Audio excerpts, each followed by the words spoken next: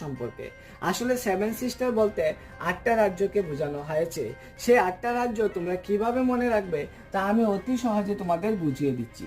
আত্রি মিম অরুণা মেশি। আবারও বলছি, যদিও প্রথমে একটু কঠিন লাগবে।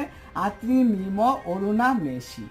আ দিয়ে হলো আসাম, ত্রি দিয়ে হলো ত্রিপুরা, মি দিয়ে হলো মিজোরাম, ম দিয়ে হলো মণিপুর, অরু দিয়ে হলো অরুণাচল প্রদেশ এবং না দিয়ে হলো নাগাল্যান্ড, মে দিয়ে হলো মেঘালয় এবং সি দিয়ে হলো সিকিম।